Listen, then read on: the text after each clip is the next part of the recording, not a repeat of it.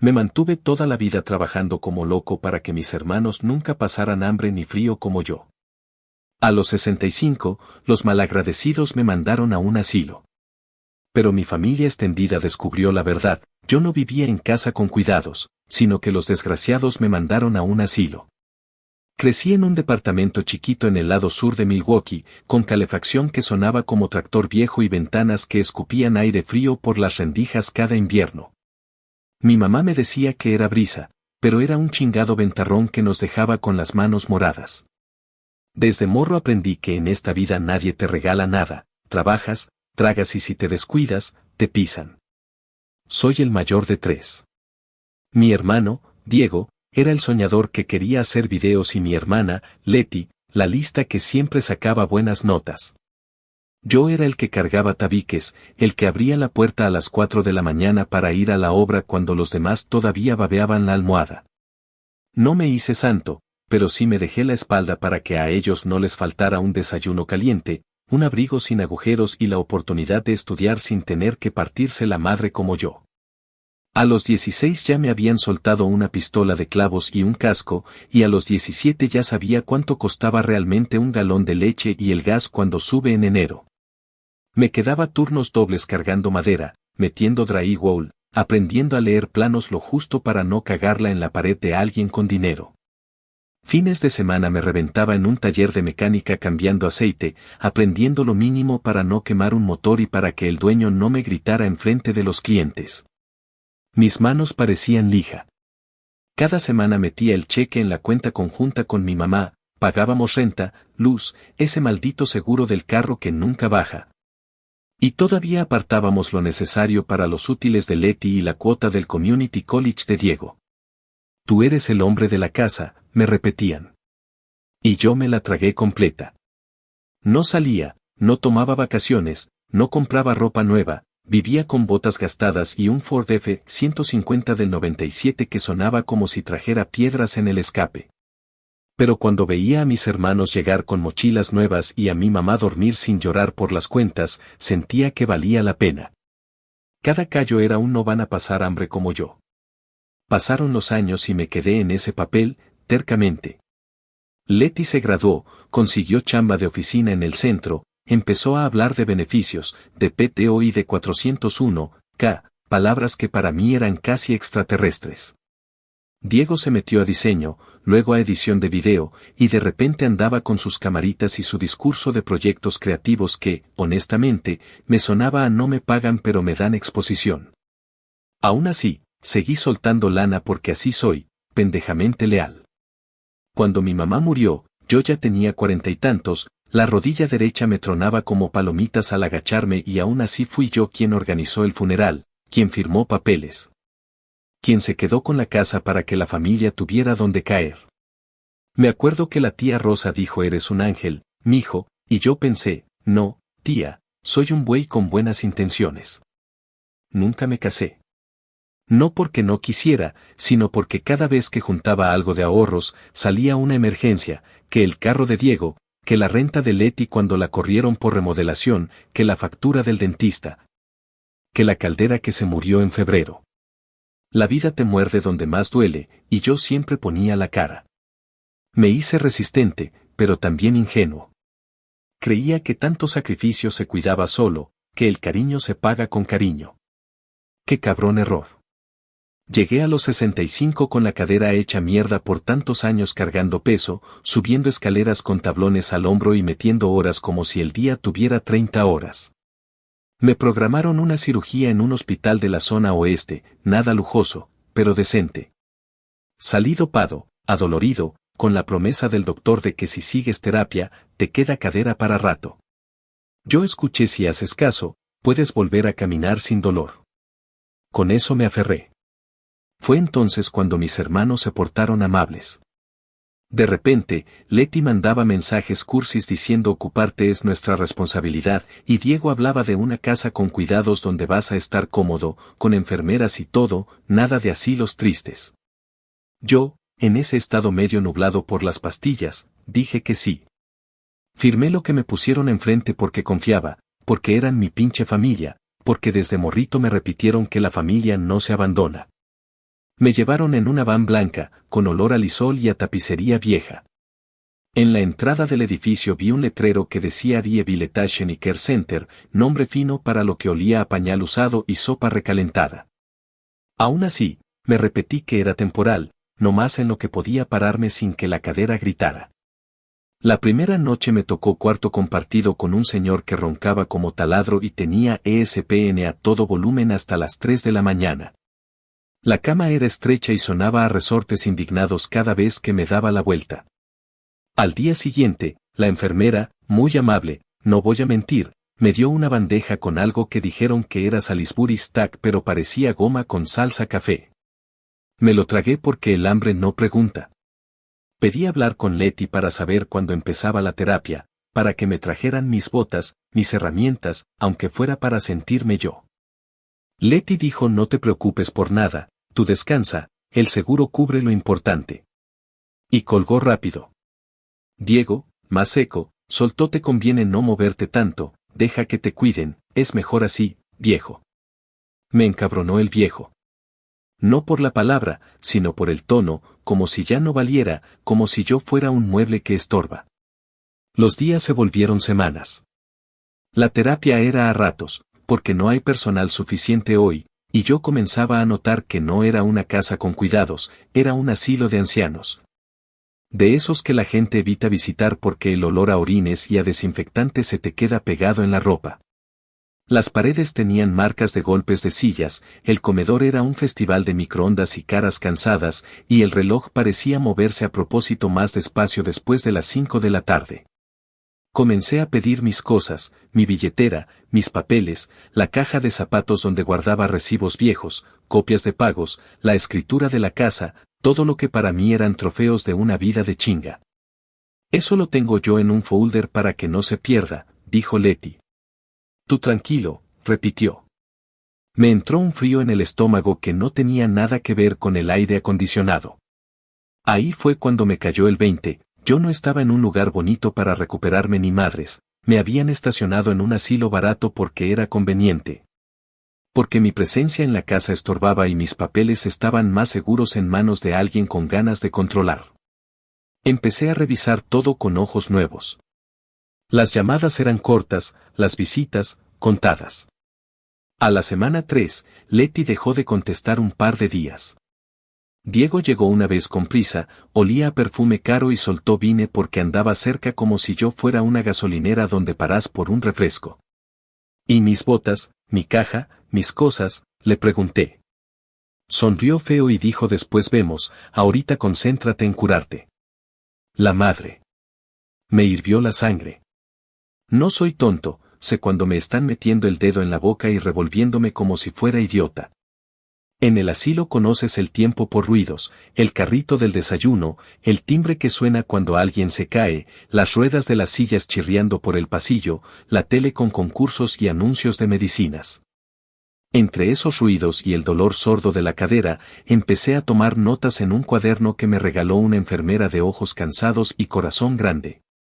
Para que no se le vayan las ideas, me dijo, y yo pensé: mijita, las ideas no se me van, lo que se me va es la paciencia. Anoté fechas de llamadas, de visitas, nombres de personal, lo que me decía cada uno de mis hermanos y las promesas que no cumplían. No sabía todavía en qué acabaría todo, pero ya tenía claro que si algo me enseñó la vida fue a guardar recibos.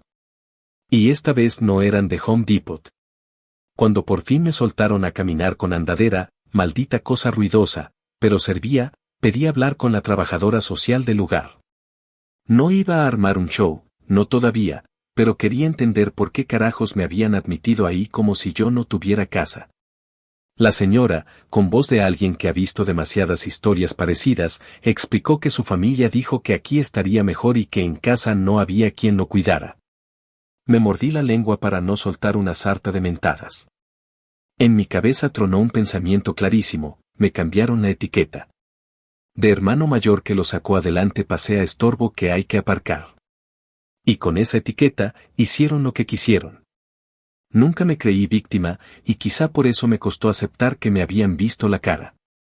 Pero el día que me trajeron una bolsa con sus pertenencias y adentro venía un par de calcetines, una sudadera vieja y un cepillo de dientes, entendí que me estaban despojando con una sonrisa. Pedí mi billetera y me dijeron que por seguridad, la manejamos nosotros. Pregunté por mi cuenta del banco y Leti respondió que la pusimos conjunta, es más fácil pagar tus cosas, como si yo hubiera perdido el cerebro junto con el cartílago de la cadera.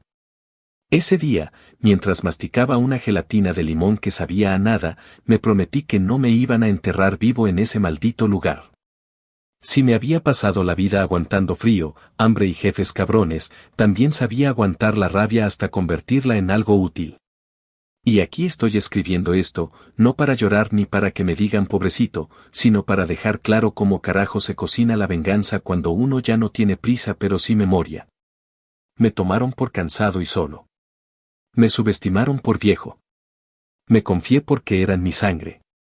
Pero así como aprendí a medir una pared con el ojo, aprendí a medir a la gente por sus actos.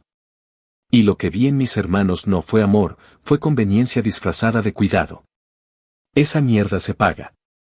No con golpes ni gritos, ya no estoy para esas películas, sino con hechos, con la verdad en la mesa y con cada pinche papel en su lugar. Porque si algo me enseñó una vida de trabajo, es que la justicia tarda, pero cuando llega, quema. Actualización 1. 6 meses después, cuando ya me sabía de memoria los ruidos del pasillo y el traqueteo del carrito del desayuno. Un domingo de cielo plomizo se asomaron por la puerta del cuarto dos caras que no veía desde los cumpleaños con pastel de caja, Camila, hija de la tía Rosa, y su hermano Nico. Venían con ese olor a auto recién lavado y con la mirada que traen los que todavía creen que las cosas se arreglan con una llamada. Yo estaba sentado en la silla junto a la ventana, con la andadera aparcada como si fuera un perro viejo. Tenía puesto un suéter gris que la lavandería del lugar encogió y que me cortaba la circulación en los antebrazos. Apenas me vieron, Camila soltó un no mames, tío en un susurro, como si decirlo fuerte fuera a romper algo. Me abrazaron con cuidado, ese cuidado que la gente pone cuando teme lastimarte más de lo que ya estás, y luego miraron alrededor con una mezcla de enojo y sorpresa. Como si alguien les hubiera vendido boletos para un concierto y de pronto se encontraran en un estacionamiento vacío. Nico me dijo que habían estado en casa de la tía Rosa comiendo pozole y que, mientras recogían los platos, alguien comentó que yo andaba en un departamento con una enfermera que lo trataba como rey. La tía, que tiene lengua de machete cuando hace falta, respondió que a ella no le cuadraba esa historia. Que si era cierto por qué carajos no me veían en las reuniones y por qué cada vez que llamaba a Leti le colgaba con el cuento de que yo estaba dormido. Camila contó que entonces decidieron pasar a saludarme, que no podía ser tan difícil encontrar la casa esa con cuidado si estaba aquí mismo en la ciudad. Buscaron en el mapa del teléfono los centros con direcciones que Leti había mandado por mensaje meses atrás y aterrizaron aquí, en este edificio que desde la calle pretende decente con sus ventanales y su nombre pomposo. Pero que por dentro huele a sopa recalentada y desinfectante barato. Me reí sin humor y les dije que no había ningún departamento, que lo que veían era lo que había, el cuarto compartido. La tele colgada en la pared con el volumen bajado porque al señor de la cama de al lado se le hacía ruido todo, y mi bolsa con 3 cosas que me dejaron para recordar que seguía siendo persona. Camila se enojó de inmediato, esa clase de enojo que te sube a la cara y te deja los ojos brillosos. Dijo que Leti les había contado otra historia, que la versión oficial era que yo estaba en un lugar tipo residencia, con personal de tiempo completo, con terapia diaria y con comida de chef, palabras textuales. Nico preguntó si me estaban tratando bien, si necesitaba algo, y yo, que llevo toda la vida evitando ser carga, le contesté que agua caliente y un poco de respeto, que el resto ya lo iríamos componiendo. No quise hacerme el mártir, pero tampoco iba a seguir alimentando la mentira de mis hermanos. Les conté cómo había sido la llegada en la van, cómo firmaron papeles frente a mí como si yo no entendiera, cómo me prometieron que sería temporal y cómo el temporal se había ido alargando como chicle pegado en la suela. Les describí la rutina, la visita de la enfermera por la mañana con pastillas que saben a tiza, el pase de lista de cómo se siente hoy, el almuerzo que un día es sopa de pollo y al siguiente es sopa de pollo con otra etiqueta. La terapeuta buena onda que hace lo que puede y el director que siempre está en una reunión. Cuando Camila pidió en recepción ver el plan de cuidados, la señora del mostrador, que tiene uñas largas pintadas de rojo y paciencia medida, dijo que ella no podía mostrar nada sin autorización del contacto principal. Que en mi archivo aparecía como Leti. Recalcó que eso era política de la casa y que si tenían dudas, hablaran con la familia directa. Camila respiró hondo y me dijo que iba a llamar a Leti en ese momento, que quería aclarar todo. Marcó y puso el altavoz. Leti contestó con voz dulce y automática, ese tono de estoy en el trabajo, hazlo rápido, y cuando oyó que Camila estaba conmigo, pegó un giro al guión que casi me traga la risa. Dijo que justo iban a venir a verme más tarde, que qué casualidad, que qué bueno que nos encontramos, que yo estaba en buen lugar y que no hiciéramos drama. Camila le respondió que el buen lugar olía a pañal y que mi cuarto tenía goteras en la esquina del techo, y Leti, molesta, soltó que no había que exagerar, que los asilos también podían ser dignos y uno no iba a buscar fallas. Diego entró en la llamada, segaramente desde su carro, porque se escuchaba una canción de fondo, y dijo que todo estaba en regla, que ellos tenían mis papeles, que no me preocupara por nada, que lo hacían por mi bien. Cuando colgamos, Camila apretó los labios como quien decide en un segundo dejar de creerle a alguien para siempre. Nico, que habla poco pero cuando habla pega, me preguntó si yo había autorizado que manejaran mis cosas, mi cuenta, mis papeles. Le conté que sí firmé, pero que lo hice después de la cirugía, con el cuerpo todavía adolorido y la cabeza espesa, confiando en que mi familia iba a actuar con buena fe. Dije que desde entonces he estado pidiendo mis documentos, que quiero revisarlos, que no me gusta no saber qué demonios firmé. Les mostré el cuaderno donde llevo notas, fechas, nombres, promesas. Camila lo hojeó, leyó en voz baja un par de apuntes y me miró como se mira a alguien que, sin saberlo, ha estado guardando municiones. Me dijo que eso valía oro, que seguiríamos apuntando todo, no para armar un pleito por deporte, sino para poner en claro cómo me habían movido como ficha sin preguntar. Yo asentí, con esa mezcla de alivio y vergüenza de quien por fin tiene cómplices. Antes de irse, Camila fue al baño a llorar en silencio, o al menos eso quiso hacer, se le veía en la cara cuando volvió, con los ojos un poco más rojos y el rímel corrido. Me aseguró que no pensaba dejarlo así, que había algo que apestaba peor que el pasillo, y que si Leti y Diego habían contado una historia en la familia, ahora nos tocaba contar la verdad. Nico tomó fotos del cuarto, de la placa del pasillo con mi nombre mal escrito, de la grieta en la pared donde cada semana ponen una capa de pintura que dura lo que un suspiro. Dijo que no era por hacer escándalo en internet, que primero querían sentarse a revisar qué opciones tenía yo. Me abrazaron de nuevo, con más fuerza, y antes de cruzar la puerta Camila regresó sobre sus pasos y me dejó su tarjeta con su teléfono escrito al reverso, número completo con código de área elaborado con letra clara. Como si temiera que cualquier error nos separara otra vez. No atiendas llamadas de números desconocidos sin contarme, me pidió. Y si algo raro pasa, me marcas, sea la hora que sea. Le dije que sí, que por fin alguien me estaba hablando como a un adulto. Cuando se fueron, el cuarto se quedó raro, como cuando cierras una ventana y el aire tarda en acomodarse. El señor de la cama de al lado resopló y cambió el canal sin consultarme, pero ya no me importó. Abrí el cuaderno, apunté la hora en letras, la fecha completa con mes y día, y escribí un resumen de la visita con todo lo que recordaba, hasta las palabras exactas que Leti soltó por el teléfono. No soy detective ni pretendo serlo, pero aprendí que las peleas que importan se ganan con paciencia y con pruebas. Mientras escribía, una enfermera joven, la de ojos cansados que siempre me pregunta por la cadera con una sonrisa sincera, pasó a dejar una botella de agua y me dijo que tenía buena familia porque me habían venido a ver. Le contesté que sí, que hay familia que te suelta la mano y otra que te la aprieta para sacarte del hoyo, y que hoy había visto de las dos. Ella inclinó la cabeza, entendió más de lo que dijo, y se fue empujando su carrito.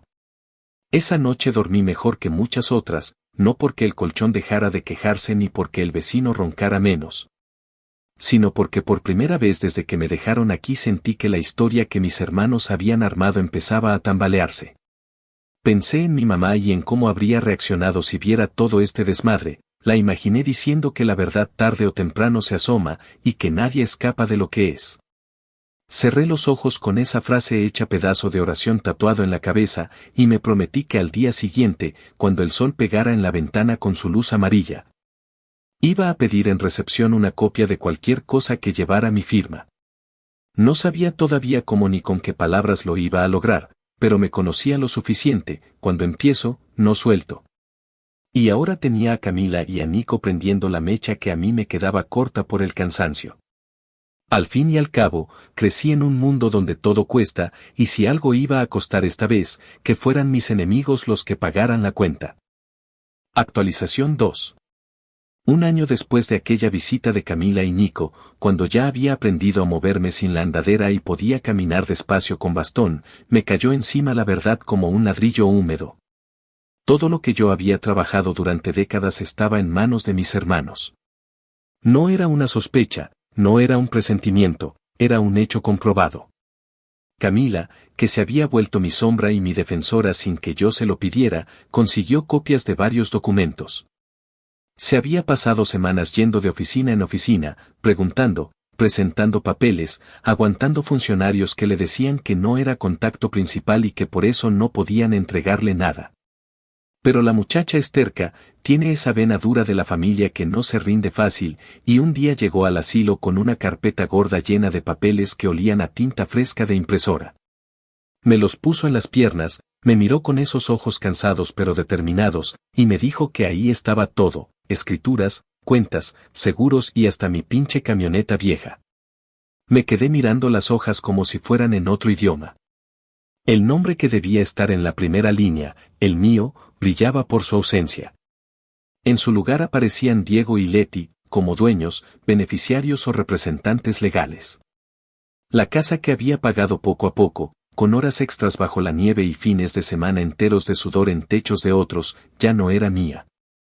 Aparecía firmada a nombre de Leti, con una supuesta transferencia voluntaria que coincidía con la fecha en que yo apenas podía moverme tras la cirugía.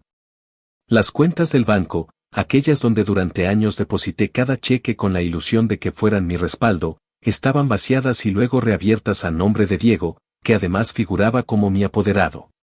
Hasta el seguro de vida que había mantenido al día como un tonto, pensando que al menos dejaría algo cuando me muriera, tenía como única beneficiaria a Leti. Lo peor fue ver que en varias páginas figuraba mi firma, torcida y temblorosa, como si yo hubiera aceptado todo con calma. Reconocí el garabato, era mío, pero no lo había hecho con cabeza clara, lo había hecho bajo pastillas, bajo presión y bajo esa mentira de que era lo mejor para mí. Me entró un calor en el pecho, una rabia que me subió hasta las orejas. No era solo el dinero, ni las propiedades, ni los papeles. Era la traición pura, la confirmación de que esos dos cabrones a los que yo había dado todo me habían visto como un estorbo y como una cuenta de ahorros a la que podían meter manos sin remordimiento. Recordé cada turno doble, cada invierno cargando materiales con las manos abiertas por el frío, cada lonche comido en el asiento de la camioneta mientras ellos estudiaban calentitos en casa. Recordé cómo pagué el primer semestre de Leti, cómo firmé como garante para el crédito de Diego cuando quiso comprarse equipo de grabación. Todo eso había sido borrado de un plumazo, y en su lugar quedaba la imagen de un viejo inútil que no sabía manejar sus cosas y que necesitaba ayuda. Camila me relató cómo había conseguido todo. Me dijo que primero fue al banco y pidió movimientos de las cuentas. Al principio se negaron, pero ella insistió en que había irregularidades y que era mi sobrina directa.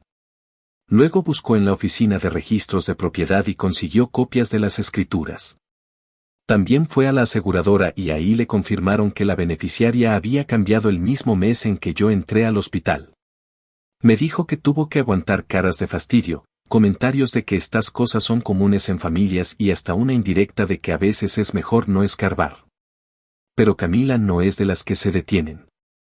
Me aseguró que cada paso que daba confirmaba lo que sospechaba, mis hermanos me habían despojado en cuanto tuvieron oportunidad. Esa noche no dormí.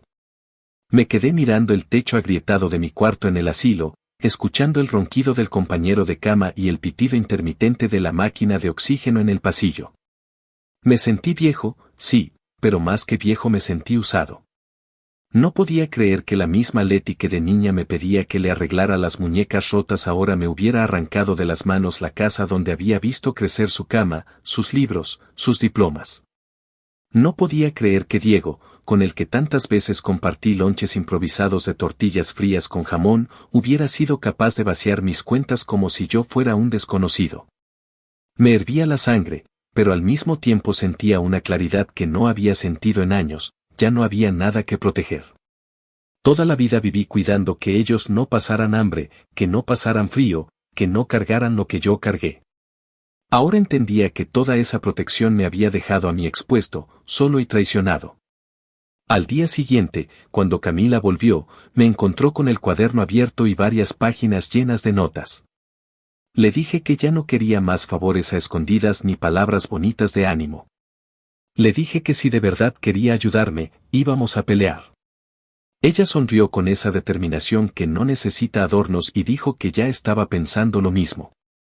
Me explicó que conocía a un amigo de la universidad que trabajaba en un despacho de abogados, que no era un genio de película, pero que sabía de casos de abuso financiero y de ancianos manipulados para firmar papeles. Me aseguró que no sería rápido ni fácil, pero que había pruebas suficientes para iniciar algo. Yo la escuché y asentí, con el corazón palpitando fuerte. Por primera vez en mucho tiempo me sentí vivo, no solo respirando por inercia. Esa tarde pedí hablar con la trabajadora social del asilo. Me miró con esa mezcla de pena y costumbre que tienen quienes han visto demasiadas historias similares, y cuando le dije que quería copias de todos los documentos que mis hermanos habían presentado para internarme, me respondió que ella no podía dármelos, que debía pedirlos los responsables legales. Le contesté con calma que yo era mi propio responsable, que todavía no me habían declarado incapaz ni muerto. Ella bajó la voz, me recomendó buscar asistencia legal externa y me entregó discretamente un papel con el nombre de una organización que defiende a personas mayores contra abusos familiares. Guardé ese papel en el cuaderno, junto a las notas que había escrito desde hacía meses. Las siguientes semanas fueron un desfile de emociones. Camila y Nico se turnaban para visitarme, traerme noticias, mostrarme avances. Cada visita era como abrir otra caja de Pandora, descubrían más movimientos extraños, más transferencias sospechosas, más pruebas de que mis hermanos no solo me habían relegado a un asilo barato, sino que habían vaciado mi vida como quien saquea una casa abandonada. Al principio me sentía humillado, como si aceptar ayuda fuera una derrota, pero con el tiempo entendí que no era caridad, era justicia. Había algo dentro de mí que se encendió, un fuego que creía apagado. No se trataba solo de recuperar dinero o propiedades, se trataba de recuperar mi nombre, mi dignidad, mi lugar en la historia de mi propia familia. Una noche, mientras escribía en el cuaderno, recordé una frase que mi mamá solía decir cuando las cosas se ponían feas: quien siembra maldad cosecha tormenta. Sonaba como refrán viejo, pero en ese momento entendí que era cierto. Leti y Diego habían sembrado maldad creyendo que nadie se iba a dar cuenta, que mi silencio era eterno, que mi soledad era garantía de impunidad. Lo que no sabían era que la vida me había enseñado a resistir y que, aunque me tumben, siempre me levanto. Esa tormenta ya se estaba formando, y esta vez iba a arrasar con todo lo que ellos habían construido sobre mentiras. Cuando Camila se despidió aquella última visita del año, me tomó la mano y me dijo que el 2023 no iba a ser igual, que estábamos armando el caso, que había abogados listos y que, aunque me costara paciencia, íbamos a recuperar lo que era mío. Yo le respondí que ya no tenía prisa, que lo único que me sobraba era tiempo, y que estaba dispuesto a gastarlo viendo a mis hermanos tragar la vergüenza que me habían servido a mí. Actualización 3. 2 años después de aquella primera visita de Camila y Nico, cuando ya podía subir y bajar los escalones del porche sin sentir que la cadera me iba a reventar, dimos el paso que cambia una historia. Dejamos de pedir explicaciones y nos sentamos frente a un abogado con cara de perro que huele sangre. Camila había hecho las llamadas, me consiguió una cita en un despacho del centro, en un edificio viejo con elevador que se traga medio piso antes de abrir las puertas. El lugar no era elegante, pero olía a café quemado y a papel recién impreso, que es el perfume de la gente que se gana la vida peleando. El abogado se llamaba Ramos, un tipo de manos anchas, camisa sin corbata y maneras de quien está acostumbrado a que le mientan. Me escuchó en silencio mientras yo contaba todo. Desde la van blanca que me dejó en el asilo hasta las firmas torcidas en papeles que no recuerdo haber leído. En cierto punto me interrumpió para preguntar, sin rodeos, si el día de las firmas estaba con pastillas fuertes. Le dije que sí, que lo único que recuerdo con claridad es el dolor apagado en la cadera, la garganta seca y la voz de Leti diciéndome tú solo firma, para que podamos ayudarte. Ramos asentó como quien ve venir la tormenta y dijo que ahí teníamos un hilo que jalar. La primera semana después de esa reunión fue un desfile de recados y de papeles que me hicieron sentir otra vez persona. Ramos pidió mi autorización por escrito para pedir expedientes médicos, estados de cuenta, registros de llamadas y cualquier documento donde apareciera mi firma. Me explicó con palabras simples, que agradecí, que lo que buscábamos era mostrar dos cosas, una, que yo no estaba en condiciones de entender lo que firmaba, y dos, que mis hermanos se beneficiaron directamente de esas firmas. Si caminamos esas dos líneas, llegamos, dijo, y luego agregó que él trabajaba con honorarios que salían de lo que se recuperara, un porcentaje que sonó razonable incluso para alguien como yo. Al que le gustan los números claros y los tratos sin letra chiquita. Camila tomó nota de todo. Yo, por primera vez en mucho tiempo, me sentí acompañado en un cuarto donde se deciden cosas. Ramos mandó la primera carta a Leti y a Diego, no una carta amable, sino una de esas que llegan por correo certificado y que cuando la abres te hierve la oreja. En esa carta les pedía, con fechas en letras grandes y un tono que no admitía jueguitos, que entregaran copias de todos los documentos que hubieran firmado en mi nombre. Que dejaran de mover cualquier cuenta donde yo apareciera y que se abstuvieran de usar mi dirección y mi firma para trámites. A los pocos días, Leti llamó a mi teléfono del asilo. Me habló con esa miel falsa que gotea cuando alguien está asustado, dijo que todo era un malentendido, que las cosas se hicieron para tu bien, que como crees que yo te haría daño. La escuché sin interrumpirla, y cuando terminó le conté, con calma y con cada palabra apuntada en mi cuaderno, que ahora todo iba por escrito con el despacho y que cualquier cosa que tuviera que decir la pusiera en una carta. Se hizo un silencio raro y luego colgó sin despedirse. Diego no llamó, mandó un mensaje frío, diciendo que él solo siguió instrucciones y que no piensa tolerar acusaciones.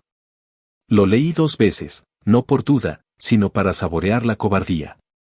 Mientras tanto, Ramos comenzó a juntar piezas como mecánico que arma motor con partes regadas.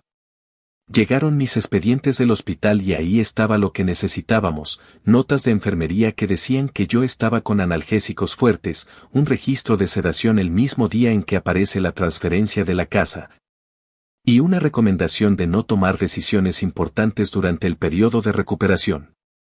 Eso, traducido al idioma de la calle, significa que cualquier firma mía ese día era cuando menos una puñalada en mi contra.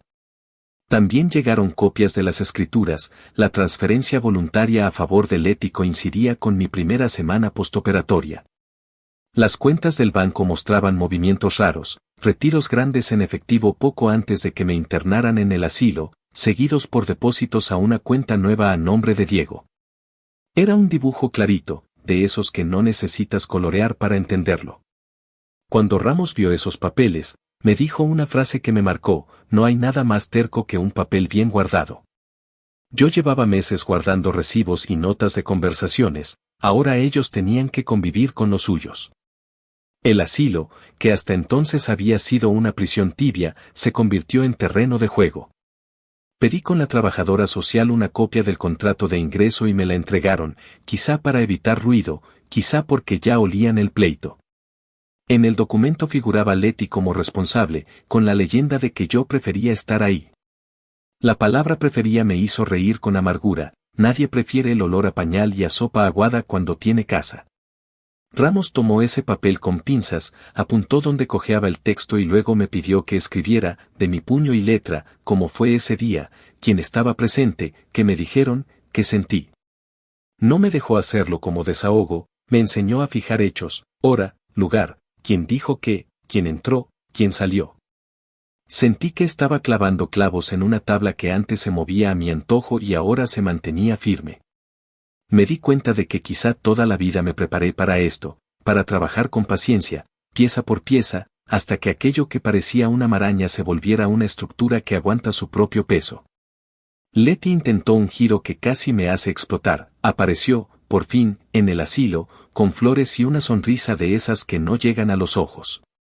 Dijo que venía a arreglar las cosas, que si yo retiraba la carta del abogado, podíamos hablar en familia.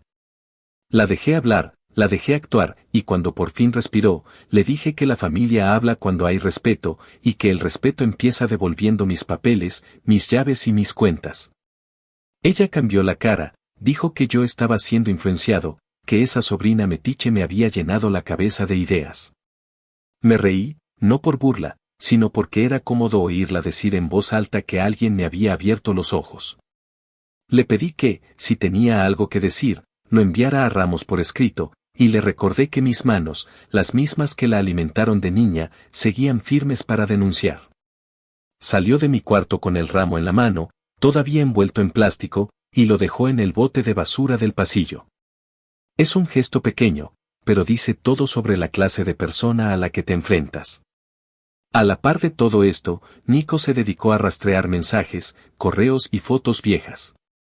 Encontró conversaciones donde Letty escribía a la tía Rosa cosas como ya está todo controlado y el seguro lo cubre, no te preocupes. Que parecen inofensivas hasta que las lees junto a un contrato donde se reparten tus bienes como si fueran rebanadas de pastel. También dio con un correo donde Diego enviaba a un amigo una foto de la camioneta y decía ya la arreglé a mi nombre, meses antes de que yo supiera que mi nombre había sido borrado de casi todo. Cada una de esas pruebas se fue a la carpeta del caso, cada una tenía fecha, hora y una línea que conectaba con otra. Yo, que mucha escuela no tuve, me sentí de pronto estudiante aplicado, subrayando, poniendo post-its, memorizando fechas como quien se aprende un plano para no perforar donde pasa la tubería. Llegó el día de la primera reunión formal en el despacho, con Ramos, su asociada y Camila. Me explicaron que había dos caminos que podían correr en paralelo, uno civil para recuperar bienes y otro, si era necesario, para denunciar abuso de persona mayor. No hubo palabras grandilocuentes ni promesas huecas, hubo una estrategia. Primero, una nueva carta, más dura, exigiendo la devolución inmediata de mis documentos originales, estopa cualquier uso de mi firma y un inventario completo de movimientos desde el momento de mi cirugía. Segundo, solicitud de medidas para congelar cuentas mientras se aclaraba el enredo. Tercero, preparar mi declaración y la de los testigos, la enfermera de ojos cansados que me trajo el cuaderno, la trabajadora social que vio a Letty firmar en mi nombre, Camila y Nico con los mensajes y las visitas. Ramos habló sin adornos, esto va a doler, pero es dolor con propósito. Yo asentí. Llevo cargando dolores desde que aprendí a martillar sin romperme los dedos, sé distinguir el dolor que te destruye del que te cura. Mis hermanos, acorralados, movieron su pieza más predecible, intentaron pintarme como un viejito confundido. Mandaron una carta diciendo que yo no estaba en pleno uso de mis facultades y que por eso tomaron medidas de protección. Ramos la leyó, se acomodó las gafas y dijo que ese tiro se les iba a ir por la culata. Sacó los informes de terapia donde constan mis progresos, mis evaluaciones cognitivas y esa evaluación rutinaria donde el terapeuta escribió que el paciente está orientado. Entiende instrucciones y toma decisiones con criterio. También mostró las fechas, si yo estaba tan perdido, ¿cómo carajos recordaba con detalle los nombres del personal, las horas de visita y los mensajes exactos que me decían mis hermanos? Más aún, si de verdad me cuidaban, ¿por qué demonios la casa con cuidados resultó ser un asilo barato con manchas en las paredes? Hay mentiras que se caen solas con un empujón de realidad. Ese mes me hice un hábito que me salvó de volverme loco. Al amanecer, con el primer ruido del carrito del café, me sentaba en la ventana, abría el cuaderno y escribía lo que íbamos logrando.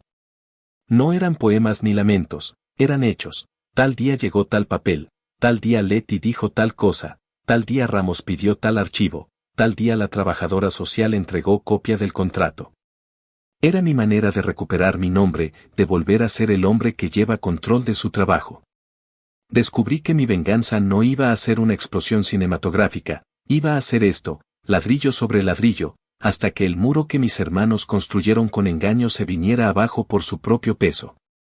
Cuando cerró el año, Camila me llevó a comer a un lugar sencillo, con mesas de plástico bien limpias y olor a tortillas calientes. Brindamos con refresco por lo que venía y me dijo que había algo que no me había contado. Una amiga suya de la universidad, ahora en la prensa local, estaba interesada en investigar historias de abusos a personas mayores. No para exponerme, sino para poner el tema en la mesa. Le dije que más adelante, que primero quería mi casa, mis papeles y mi paz. Me sonrió, me apretó la mano y dijo primero lo tuyo, tío, luego el mundo.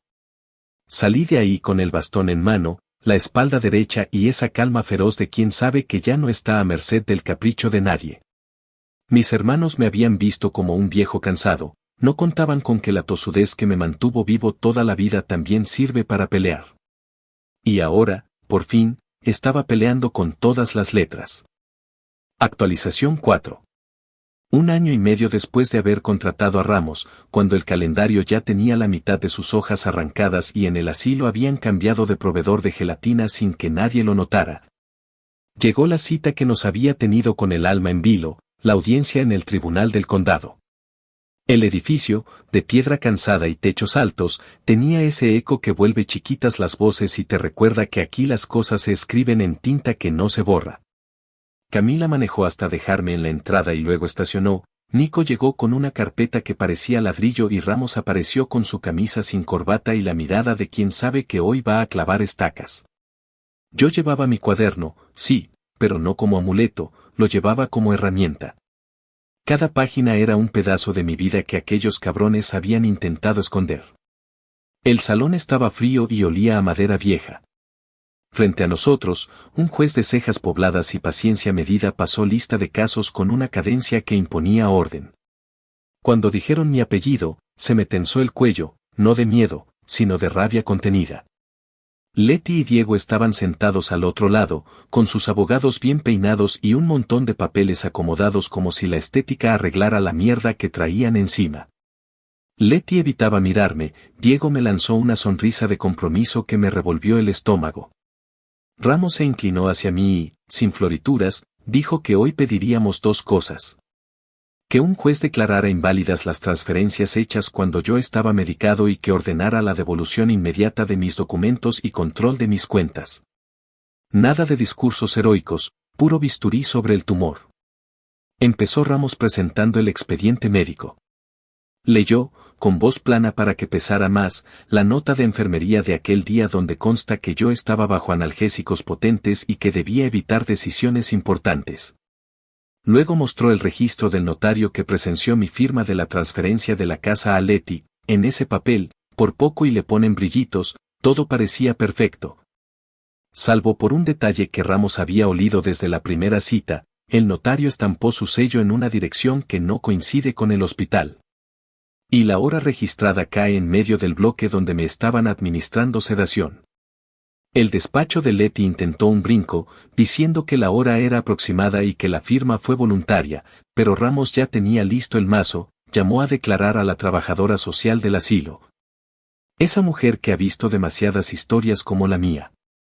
Ella, con voz sin adornos, explicó que Leti firmó como responsable de mi ingreso y que, al preguntarle si yo tenía preferencia por estar ahí, respondió que era lo mejor para todos.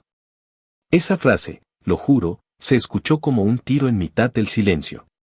Luego vino el desfile de números que me quemó las orejas aunque estaban escritos en letra, retiros grandes de mis cuentas en las semanas previas al internamiento, depósitos en una cuenta recién abierta a nombre de Diego. Movimientos del seguro de vida cambiando beneficiaria a Leti justo el mes de la cirugía. Ramos no gritó, no golpeó la mesa, solo fue colocando las piezas hasta que el dibujo quedó claro incluso para quien no quisiera verlo. La abogada de Leti trató de pintar que todo fue por mi protección, que mis hermanos se vieron obligados a asumir control porque yo no estaba en condiciones. Ramos sacó entonces los reportes de terapia ocupacional, esos que casi nadie lee, donde constaba que yo estaba orientado, que tomaba decisiones y que participaba activamente en mi rehabilitación. Levantó la mirada y dijo, con esa calma que asusta, que protección no es vaciar cuentas ni transferir casas. Que protección no es estacionar a un hombre en un asilo barato y mentirle a toda la familia diciendo que vive en un departamento con enfermera. El juez pidió un receso corto, de esos que no alcanzan para ir al baño sin perderte algo.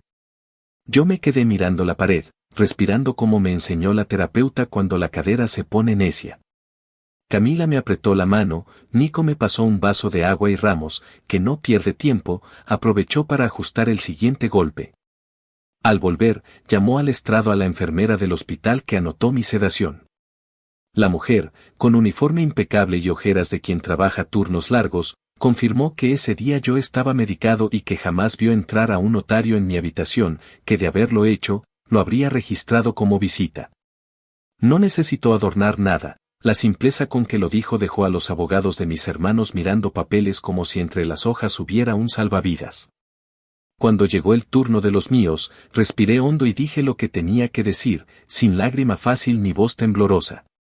Conté cómo me llevaron en la van, cómo me prometieron una casa con cuidados, cómo pedí mis papeles una y otra vez y recibí promesas vagas. Conté que firmé bajo la palabra de mi familia, no por ignorancia, sino por confianza. Dije, mirando al juez, que no quería ver a nadie preso ni arruinado si no hacía falta, que lo que quería era recuperar lo que trabajé quebrándome la espalda desde adolescente. Recuperar mi nombre y que se dejara claro que esto no estuvo bien. El juez me miró con esos ojos que han escuchado toda clase de cuentos y dijo que apreciaba la claridad. No sé si fue protocolo o humanidad, pero su voz bajó medio tono cuando pidió a las partes que pasaran a la sala de mediación con un facilitador del tribunal. Lo que siguió fue menos película y más plomería, hubo mediación. En una sala más chica, con café aguado y galletas envueltas en plástico, nos sentamos con un mediador que tiene cara de abuelo bueno y olfato de sabueso. Ramos tomó la batuta y puso condiciones claras, devolución del control total de mis cuentas y de mis documentos, reversión de la transferencia de la casa, inventario de todos los movimientos hechos desde mi cirugía y un monto de restitución por los retiros en efectivo. La cara de Leti se endureció, Diego empezó a mover la rodilla como tambor, su abogado pidió tiempo para consultar. El mediador nos separó por grupos, entraba y salía como mesero en hora pico, y yo, por primera vez en mucho tiempo, me permití imaginar el olor de mi casa, el crujido del piso. El cuadro chueco en el pasillo que siempre prometí enderezar y nunca enderecé. La negociación duró horas, con la paciencia rota y recompuesta varias veces. Hubo un momento en que los abogados de mis hermanos ofrecieron una cantidad de restitución que me dio risa por lo insultante, como quien intenta pagar una vida con un cupón. Ramos no se inmutó, dijo que no vinimos por migajas y puso sobre la mesa algo que a ellos les heló la sangre, si no había acuerdo, íbamos por la vía penal por abuso financiero a persona mayor. Con servicios de protección a adultos del condado ya en copia, porque el expediente estaba abierto desde que la trabajadora social del asilo elevó un reporte. No era un farol. Habíamos hablado con la investigadora del condado semanas atrás y sabía los pormenores. No buscábamos cárcel por deporte, pero tampoco íbamos a permitir que se cerrara el caso como asunto de familia. Cerca del atardecer, cuando la luz se pone amarilla y todo huele a cansancio, el mediador volvió con una oferta que, sin ser perfecta, sonó a principio de justicia. Aceptaron revertir la transferencia de la casa, devolver el control de mis cuentas y entregarme todos mis documentos originales en un plazo de pocos días, por escrito, con supervisión del tribunal. Aceptaron, además, un monto de restitución significativo por los retiros en efectivo, dividido en pagos programados y con garantía real. Un gravamen sobre el carro de Diego y un porcentaje de su ingreso hasta cubrir la cantidad. Ramos me miró, yo no soy tonto, sé cuándo conviene cerrar la mandíbula y cuándo conviene soltarla. Le pedí una pausa para llamar a Camila y a Nico, aunque estaban ahí, porque quería decirlo en voz alta, no era venganza a medias, era justicia posible. Dije que sí, con la condición adicional de que se emitiera una orden prohibiendo a Leti y a Diego gestionar nada a mi nombre jamás, ni médico, ni financiero, ni un mísero paquete en la puerta. Se aceptó. El mediador lo anotó, y ese sonido de lapicero sobre la hoja me supo a algo que nunca había probado, reparación. Salimos a respirar y el aire me golpeó la cara como noticia buena. Ramos me explicó que al día siguiente firmaríamos el acuerdo y que en cuanto el juez lo aprobara, podíamos pedir la orden para sacar mis cosas del asilo y cambiar mi dirección. Hubo un trámite extra que no vi venir y me pareció un poema cruel. Para salir del asilo, debía firmar un formulario donde decía que ya no necesito ese nivel de cuidado. Lo firmé con gusto, casi con gusto malicioso. Camila ya había hecho su tarea, encontró un departamento modesto en un edificio de ladrillo con lavandería de monedas en el sótano y ventanas que dan a unos árboles que ensucian bonito en otoño.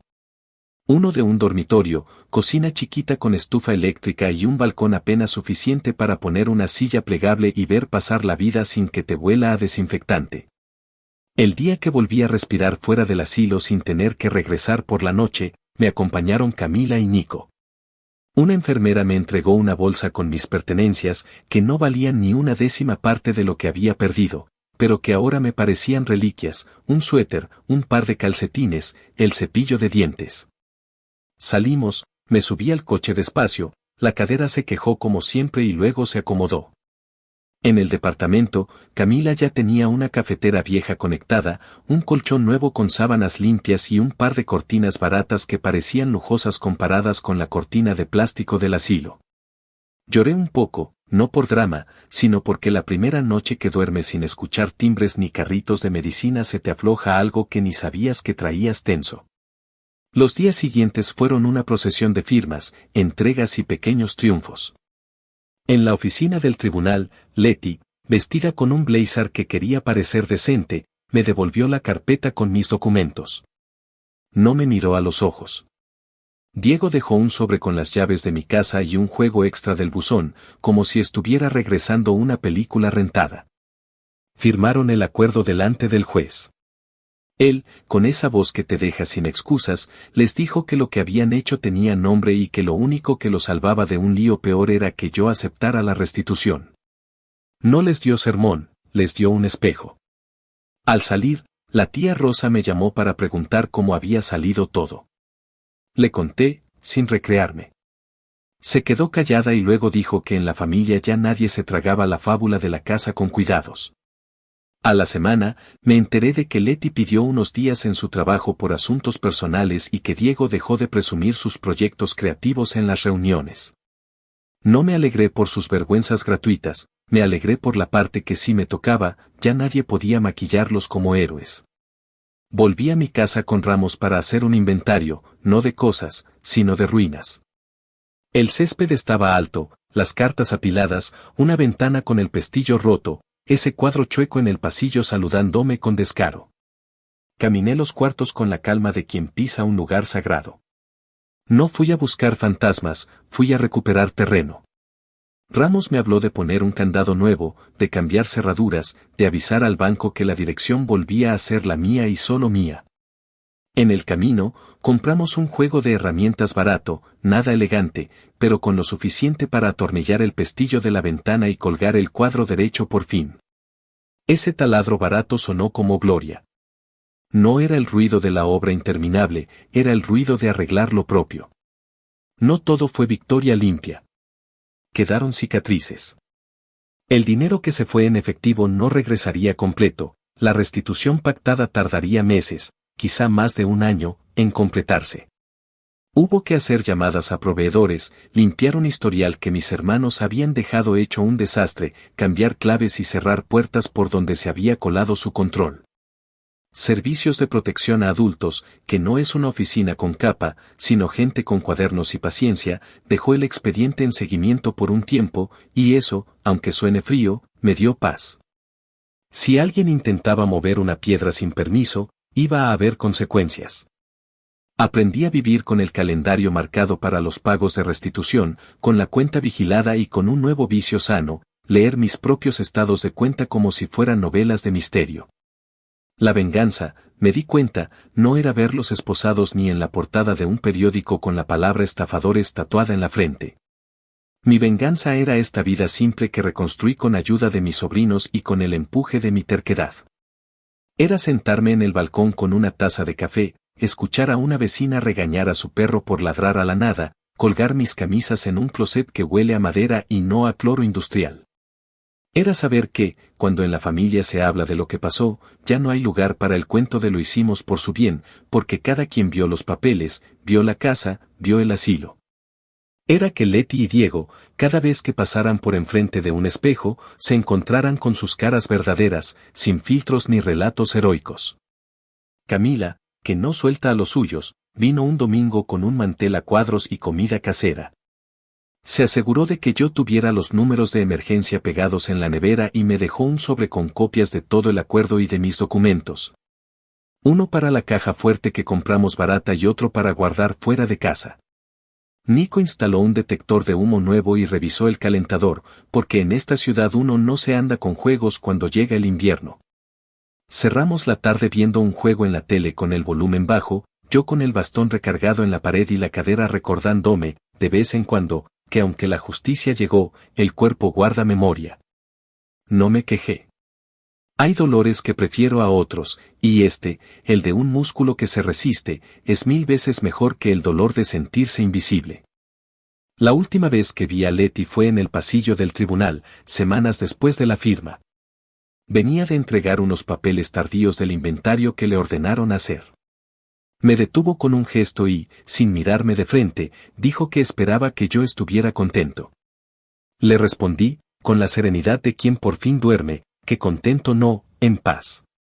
Que algún día, si le daba la gana, podía sentarse a pensar que parte de ella creyó que yo no merecía respeto. No la insulté. No hacía falta. Ella sintió con la cabeza y se fue, cargando una bolsa de mano que probablemente costó más que 1000 de mis almuerzos en la obra. No me hizo falta decir más. A veces la verdadera mentada de madre es la vida misma poniéndote frente a lo que hiciste. Esa noche, en mi departamento, escribí en el cuaderno la frase que no me había atrevido a escribir desde que empezó todo: recuperé mi casa, recuperé mis papeles, recuperé mi nombre. No puse signos de admiración ni hice dibujitos. Cerré el cuaderno, apagué la luz y escuché el silencio sin timbres, sin carritos, sin ESPN gritando a medianoche. Me dormí tarde y me desperté temprano, como siempre, con el cuerpo acostumbrado a madrugar aunque ya no haya obra que me espere. Puse café, abrí la ventana y dejé que entrara el aire de la mañana. Huele distinto cuando es tuyo. Huele a victoria que no necesita aplausos. Huele a venganza bien cobrada. Actualización final. 5 años después de que todo explotara y de que Ramos lograra sacar de las manos de mis hermanos lo que habían querido arrebatarme, mi vida se veía distinta, no perfecta, pero mía. Para ese entonces ya no vivía en el asilo ni en medio de pasillos que olían a cloro y pañales, sino en un departamento pequeño en un edificio de ladrillo. En un vecindario tranquilo donde lo más ruidoso eran los niños jugando a la pelota en el estacionamiento y una vecina que cantaba rancheras mientras tendía la ropa en el balcón. No era un palacio ni una mansión, pero cada pared, cada mueble barato y cada taza de café tenían un valor que mis hermanos jamás iban a entender. Era mío, pagado con mis horas de trabajo y defendido con uñas y dientes en tribunales donde ellos quedaron desnudos frente a toda la familia. La restitución pactada llegó poco a poco. Cada mes caía un pago que, aunque no cubría todo lo perdido, se sentía como un recordatorio de que no pudieron salirse con la suya. El banco me enviaba estados de cuenta claros, sin movimientos fantasmas, y yo me acostumbré a revisarlos con calma, como quien vigila un huerto después de que unos ladrones lo intentaron arrasar. Las cartas del tribunal, con sellos oficiales y frases largas, descansaban en una carpeta azul que guardo en un cajón al lado de mi cama. De vez en cuando la abro, no para regodearme, sino para recordar que la justicia existe, aunque llegue tarde y se arrastre como tortuga. En la familia extendida ya no hay dudas. Los primos, las tías, hasta los sobrinos más jóvenes saben lo que pasó. Cuando se habla de mis hermanos en alguna reunión, el ambiente se pone espeso, como si de repente entrara humo en el cuarto. Leti casi no aparece, y cuando lo hace, se sienta en silencio, sin la soberbia con la que antes se pavoneaba contando que tenía todo bajo control. Diego, por su parte, se esconde detrás de excusas vagas sobre proyectos que nunca terminan y empleos que le duran lo que un par de zapatos baratos. Nadie les cree, nadie los aplaude, y esa es una condena peor que cualquier cárcel. Ya no tienen la máscara de héroes sacrificados, ahora cargan con la vergüenza de ser los que intentaron enterrar vivo al hermano que los levantó de la miseria. Yo encontré consuelo en lo simple. Mis días empezaron a girar alrededor de cosas pequeñas que en el asilo parecían lujos: preparar un desayuno con huevos recién comprados, tomar café fuerte en la mañana viendo el sol filtrarse entre las cortinas, salir a caminar con el bastón por el parque cercano y sentarme a ver cómo los árboles cambian de color con las estaciones. Con Camila y Nico la relación se volvió algo más que cariño de sobrinos, son mis cómplices, mis guardianes y mis amigos. Camila me visita cada semana con bolsas de supermercado, y aunque siempre me quejo de que gasta de más, sé que lo hace porque entiende que todavía me cuesta aceptar ayuda. Nico, con su paciencia, me enseña a usar aplicaciones en el teléfono y a pagar cuentas en línea para que no tenga que ir al banco en pleno invierno. Ellos no buscan quedarse con nada, y esa diferencia es lo que más me sana. A veces me sorprendo recordando el asilo, las noches interminables con ESPN a todo volumen en la tele del compañero de cuarto y el olor metálico de los pasillos. Pienso en lo cerca que estuve de resignarme, de creer que ahí iba a morir, invisible y abandonado. Me aterra saber que si Camila y Nico no hubieran aparecido ese domingo, quizás seguiría ahí, creyendo que la familia tenía razón, que ese era mi destino. Esa posibilidad me recuerda por qué escribo todo en mi cuaderno, todavía hoy, con fecha y hora, como testigo de que la memoria es la única arma que no te pueden robar. Cada página es una trinchera contra el olvido y una advertencia para quien intente repetir la jugada. Mis hermanos no se libraron del todo. La restitución los obligó a vender cosas, a cambiar de ritmo de vida, a enfrentar preguntas incómodas en cada rincón de la familia. La tía Rosa, que nunca se muerde la lengua, un día en plena cena de Navidad soltó que si no fuera por el tío, ustedes habrían pasado hambre, y mírenlos ahora, sin vergüenza. Nadie dijo nada después, pero las palabras quedaron flotando como cuchillos. Yo estaba ahí, con un plato de pavo delante, escuchando en silencio, y sentí que no hacía falta agregar nada. La familia misma había dictado su sentencia. Esas cosas pesan más que cualquier multa. No me convertí en millonario ni vivo rodeado de lujos, pero tengo paz, y esa es la venganza más dulce. Sé que Leti y Diego, cada vez que pasan frente a la casa que volvió a ser mía, sienten ese ardor en el estómago que da la vergüenza. Saben que la familia los ve como traidores, saben que lo que intentaron borrar salió a la luz. Y lo mejor de todo es que yo no tuve que levantar un dedo más allá de contar mi verdad, guardar pruebas y resistir. La vida misma se encargó de que quedaran marcados. Al final, entendí que mi historia no era solo mía. En el asilo conocí a viejos que murieron sin que nadie reclamara sus cosas, a mujeres que firmaron lo que sus hijos les pusieron enfrente porque ya no tenían fuerza para discutir. A hombres que trabajaron tanto como yo y que terminaron olvidados. Pienso en ellos cuando me siento en el balcón a ver la calle tranquila. Me digo que, de alguna forma, mi pelea también es por ellos, porque probé que no todos tienen que aceptar el destino que otros les escriben. Que hasta el más cansado puede levantarse si se agarra de la memoria y de la terquedad. La venganza no fue ver a mis hermanos tras las rejas ni arruinados en la calle. La verdadera venganza fue arrebatarles la comodidad de su mentira, devolverles la vergüenza que me habían querido imponer a mí y mostrarles a todos quién era quién en esta historia.